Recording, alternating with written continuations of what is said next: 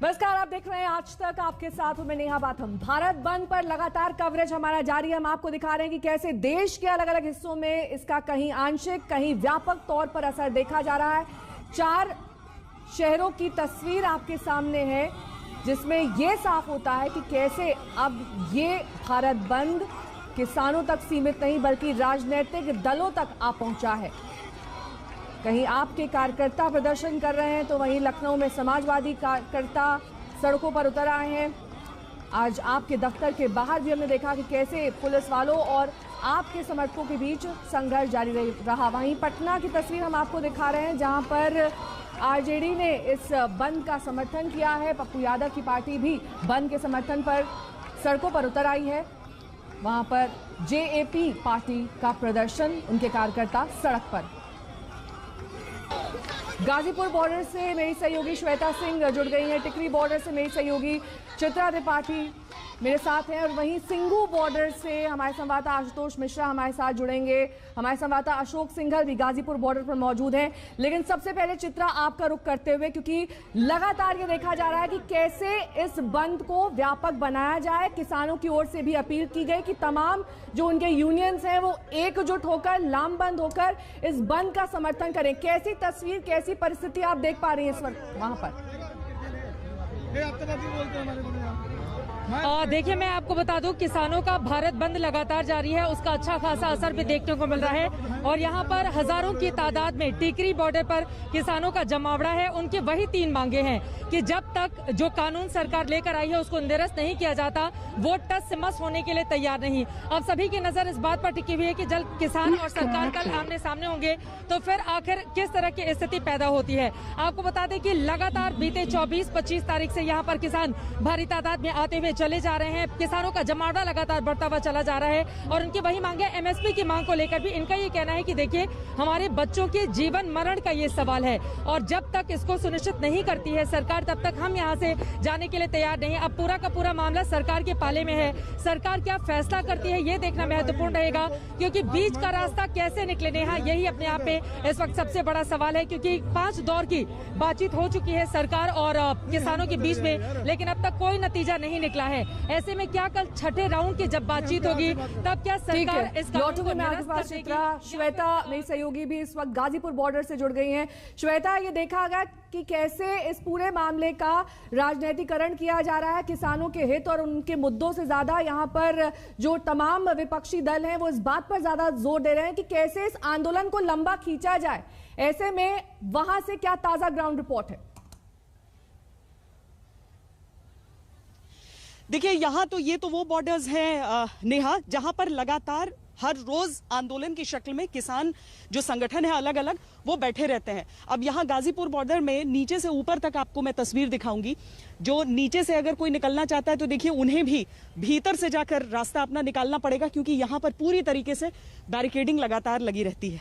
ये ब्रिज का हाल है जहां से आम लोग होकर जाते हैं। हालांकि इसके साथ ही मैं आपको ये भी बताना चाहूंगी नेहा, क्योंकि मैं अलग अलग इलाकों में तब से जा रही हूं और देख रही हूं कि दिल्ली की सड़कों का क्या हाल है। तो आज आम दिनों के मुकाबले ट्रैफिक काफी कम है, लेकिन इसकी बड़ी वजह यह है कि लोगों को आशंका थी कि इस तरह का कुछ हो सकता है, चूंकि देशव्यापी हड़ताल का कॉल दिया गया था। इसके अलावा ठीक है, लौटूंगी मैं आपके पास श्वेता। हमारे संवाददाता अशोक सिंघल भी लगातार जुड़े हुए हैं, सुबह से ही जानकारी दे रहे हैं, अपडेट दे रहे हैं कि कैसे वहां पर जो किसान दल हैं उन्हें समर्थन मिल रहा है विपक्षी पार्टियों का। महिलाएं भी बड़ी संख्या में मौजूद हैं, उनसे भी अशोक सिंघल ने बातचीत की थी। अशोक के पास लौटेंगे, लेकिन इस बीच उत्तराखंड के सीएम त्रिवेंद्र सिंह रावत हमारे साथ जुड़ गए हैं। त्रिवेंद्र सिंह रावत जी, बहुत बहुत स्वागत आपका आज तक पर।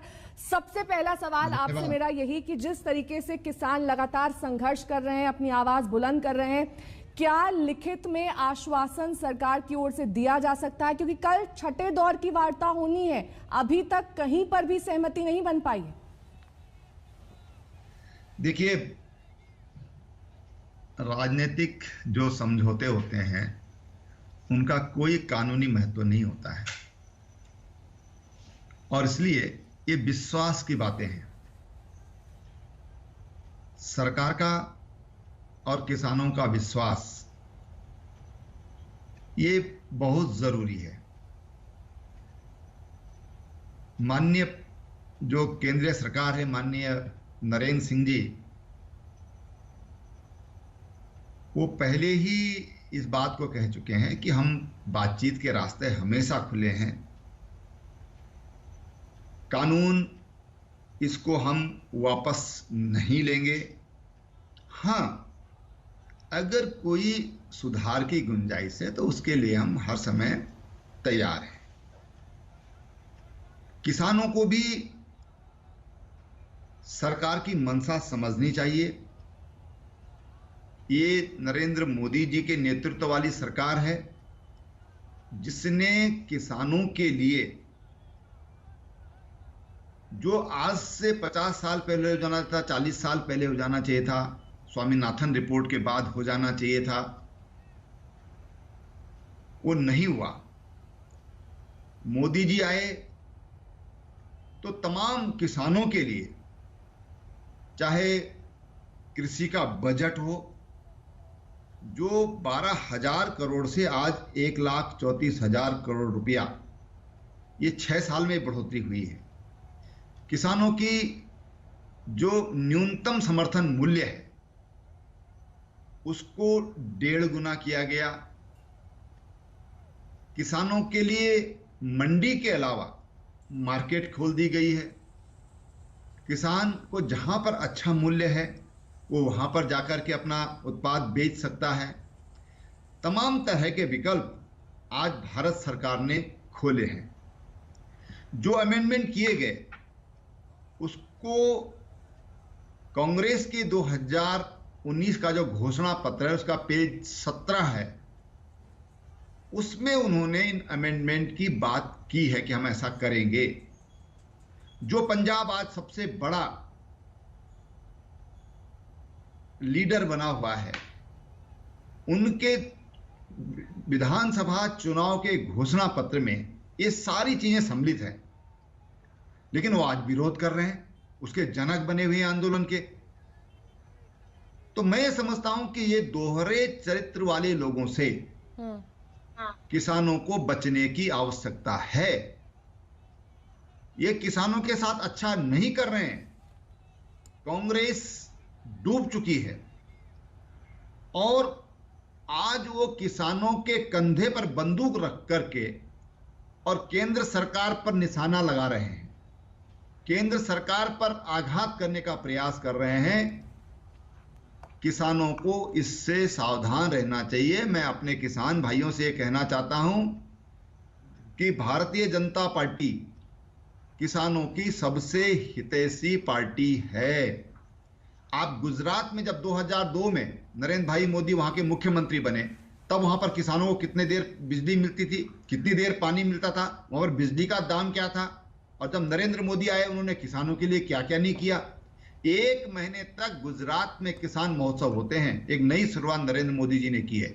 और हर विधायक 1 महीने तक अपने घर में नहीं सोता है नेहा जी, वो किसानों के साथ उनके गांव में जाकर के सोता है, उनकी समस्याएं सुनता है, उनकी समस्याएं समझता है और उनके लिए उनकी तमाम जो उनकी आवश्यकता है उनकी व्यवस्था करता है।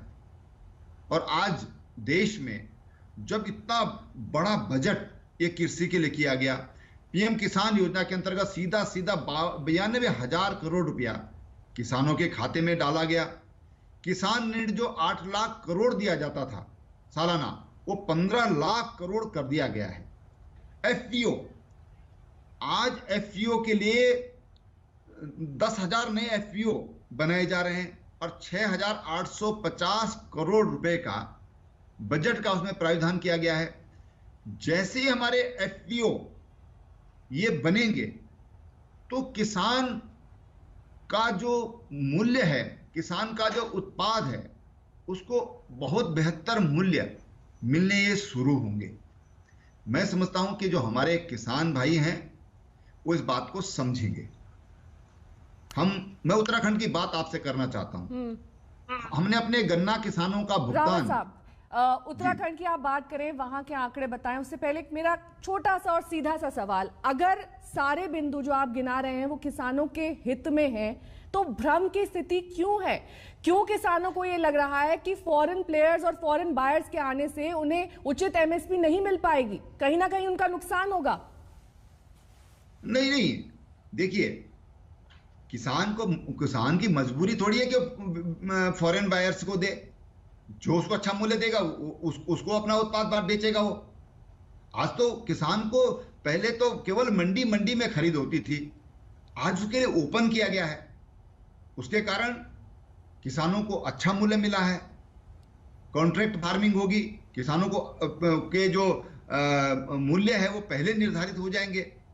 तो ये जो तमाम चीजें हैं, ये भ्रमित किया गया किसानों को। देखिए, मैं आपको बताना चाहता हूं कि ये पंजाब में ये मूवमेंट शुरू हुआ, वहां अमरिंदर सिंह डूब रहे हैं। अमरिंदर सिंह की एंटी इनकम्बेंसी, ये वहां पर ये हालत है कि अमरिंदर सिंह स्वयं तो हिल नहीं सकते हैं, तो उनके खिलाफ वहां पर वातावरण है। उन्होंने वहां पर किसानों को उकसाने का काम किया। मुझे बताया हरियाणा का कितना किसान आज इस आंदोलन में भाग ले रहा है? उत्तराखंड का किसान क्यों नहीं इस आंदोलन में भाग ले रहा है? राजस्थान का किसान इसमें क्यों नहीं भाग ले रहा है? इसमें गुजरात का किसान क्यों नहीं भाग ले? महाराष्ट्र का जो शेतकारी संगठन है वो नए कानूनों का समर्थन कर रहा है, खुलेआम समर्थन कर रहा है। और इसलिए किसानों को भ्रमित करने का काम किया गया है। ये जो भ्रम के बादल हैं ये छट जाएंगे। कैसे? बहुत जल्दी छट जाएंगे। कैसे होगा ये? ज्वाइंट सेशन बुलाया जाएगा पार्लियामेंट का, लिखित में आश्वासन दिया जाएगा, कानून में बदलाव किया जाएगा, क्या किया जाएगा? देखिए, मैंने मीडिया के माध्यम से ही तमाम किसानों पर जो आप लोगों ने पूछा है उनको, किसान को मालूम ही नहीं अमेंडमेंट क्या है। उसको भ्रमित किया जा रहा है कि पूंजीपतियों का कब्जा हो जाएगा, एमएसपी खत्म हो जाएगी। अरे भाई, कहां से खत्म हो जाएगी एमएसपी? पहली बार शायद एमएसपी में 1.5 गुना की वृद्धि हुई है। कभी हुआ है? मुझे तो नहीं मालूम। मेरी भी 60 साल की उम्र हो गई। मैं भी कृषि मंत्री रहा हूं, और जब केंद्र में कांग्रेस की सरकार थी उस समय मैं राज्य में कृषि मंत्री रहा हूं। तो बतौर कृषि मंत्री रावत साहब जब आप थे तो जो चुनौतियां किसानों के सामने पेश आती थी सभी को एड्रेस कर लिया गया इस बिल में? निश्चित रूप से। देखिए, मैं कहता हूं कि माना कोई चीज रह गई, हो सकता है। देखिए, संपूर्ण कोई नहीं होता है। कोई चीज रह गई तो किसानों को ये कहना चाहिए कि इसको इसमें जोड़ दीजिए। ये जो स्यापा कर रहे हैं किसानों के नाम पर, रोना धोना कर रहे हैं, ये कहां थे भाई? इन्होंने क्यों अपने घोषणा पत्र में इन चीजों को सम्मिलित किया था, और क्यों आज ये पीछे हट रहे हैं? अगर हम अपने किसानों को भला चाहते हैं, अपने किसानों को मजबूत करना चाहते हैं, उनके जीवन में कुछ नयापन लाना चाहते हैं, तो हमको इन पुराने कानूनों को तिलांजलि देनी ही पड़ेगी। हमको नए युग के अनुकूल नए कानून बनाने ही होंगे। रावत साहब, मेरी सहयोगी चित्रा आपसे कुछ सवाल करना चाहती हूँ। Over to you Chitra. बिल्कुल, देखिए, मेरा सवाल ये है, किसानों का गुस्सा लगातार बढ़ता हुआ चला जा रहा है। सवाल ये खड़ा हो रहा है कि अगर किसान जो आप लोग आश्वासन दे रहे हैं मानने हैं, तो फिर बीच का रास्ता सर कैसे निकलेगा? क्योंकि यहाँ पर लगातार विरोध बढ़ता हुआ चला जा रहा है। देखिए जी, किसी भी वार्ता से बातचीत से होता है, और बातचीत के द्वार हमेशा खोले हुए रखे हुए हैं। अड़ने से कुछ नहीं होगा उनको। देखिए, किसी भी लोकतंत्र में, और भारत जैसे लोकतंत्र में जहां पर 70% आबादी एक कृषि कार्य करती है, उस देश में कैसे कोई किसानों का विरोध कर सकता है? कैसे कोई अपने लोकतंत्र में अपने किसानों को कमजोर करने की सोच सकता है? किसान मजबूत होगा तो ये देश मजबूत नहीं हो सकता है। किसान मजबूत होगा तो ये देश तभी मजबूत हो सकता है। गांव मजबूत होंगे तो तभी शहर मजबूत हो सकते हैं। शहर की मजबूती से न गांव मजबूत हो सकता है, न गांव के किसान कमजोर रहेंगे तो न उससे शहर मजबूत हो सकता है। गांव वालों की जेब में पैसा होना चाहिए, तब वो मैन्युफैक्चरिंग का लाभ ले ठीक सकते हैं। है, बंद बेअसर है। ताजा तस्वीर दिखा रही है हमारी संवाददाता ऐश्वर्या पालीवाल। देश की राजधानी दिल्ली में सारे बाजार खुले हैं। एसोसिएशंस का ये कहना है कि फार्मर्स की तरफ से उनसे कोई बात करने नहीं आया था, और दूसरी बात, उनको उम्मीद है कि जल्द से जल्द ये जो किसानों का आंदोलन है ये खत्म हो जाएगा, क्योंकि केंद्र सरकार और किसानों के बीच जो बातचीत है उससे कोई ना कोई हल जरूर निकल के आएगा। समर्थन जरूर यहाँ पे जितने दुकानदार हैं वो कर रहे हैं, लेकिन उनका कहना है कि इकोनॉमी को भी देख के चलना पड़ेगा, जिसकी वजह से बड़े बड़े मार्केट्स, चाहे वो लाजपत नगर हो, चाहे सरोजनी नगर हो, चाहे साउथ एक्सटेंशन हो, चाहे दिल्ली का दिल कैनॉट प्लेस हो, हर मार्केट आज खुला है। समर्थन इनकी तरफ से किसानों के लिए पूरा है। ऐश्वर्या पालीवाल, आज तक के लिए नई दिल्ली से कैमरा पर्सन रितेश मिश्रा के साथ। हालांकि नोएडा में बंद का असर नहीं देखा जा रहा है। ताजा तस्वीर दिखा रहे हैं हमारे संवाददाता अभिषेक आनंद। भारत बंद का नोएडा में कुछ खास असर देखने को नहीं मिल रहा है। इस वक्त हम लोग सेक्टर 18 के साथ में अड्डा मार्केट में है। सड़क पर आप देख सकते हैं ट्रैफिक चल रहा है, और साथ ही जो भी वक्त फिलहाल यहाँ पर एक छोटी सी ब्रेक का चला है। फौरन होंगे हाजिर कुछ और खबरों के साथ। देखते रहिए आज तक। अलग अलग संगठनों की ओर से कि कैसे किसानों को बल दिया जाए, लेकिन किसान भी इससे भली भांति वाकिफ हैं। वो जान रहे हैं कि कौन उनका हितैषी है, और ऐसे में जब भीम आर्मी वहां पर पहुंची तो किसानों ने ही उन्हें वहां। तो एक तरफ भारत बंद है, वहीं दूसरी तरफ दिल्ली में आम आदमी पार्टी और केंद्र सरकार के बीच नया घमासान छिड़ गया है। दरअसल आम आदमी पार्टी ने आरोप लगाया कि दिल्ली पुलिस ने सीएम अरविंद केजरीवाल को घर में ही नजरबंद कर दिया है। आम आदमी पार्टी के सौरभ भारद्वाज ने ट्विटर पर एक बयान जारी करके ये आरोप लगाया है। सौरभ भारद्वाज का आरोप है कि इस वक्त केजरीवाल से ना कोई मिल सकता है, ना वो बाहर अपने घर के आ सकते हैं। उन्होंने ये भी आरोप लगाया कि आपके कुछ विधायक जब उनसे मिलने गए तो उन्हें पुलिस ने पीटा। दिल्ली पुलिस इन सभी आरोपों को झूठा और बेबुनियाद बता रही है। बीजेपी किसानों से घबराई हुई है, बीजेपी अरविंद केजरीवाल जी से घबराई हुई है। कल जब अरविंद केजरीवाल जी सिंघू बॉर्डर गए थे किसानों से मिलने के लिए, उसके बाद से बीजेपी बुरी तरह से घबरा गई है। बीजेपी के नेताओं ने तुरंत अरविंद केजरीवाल जी को उसके बाद से हाउस अरेस्ट कर रखा है। कल से जब से सिंघू बॉर्डर से किसानों से मिलके आए हैं, उसके बाद से उनको घर के चारों तरफ बैरिकेडिंग करती है, ना उनसे किसी को मिलने दिया जा रहा है, ना उनको कहीं जाने दिया जा रहा है। यहाँ तक कि उनका पर्सनल स्टाफ भी बाहर जाना चाहता है तो उसको बाहर नहीं जाने देते।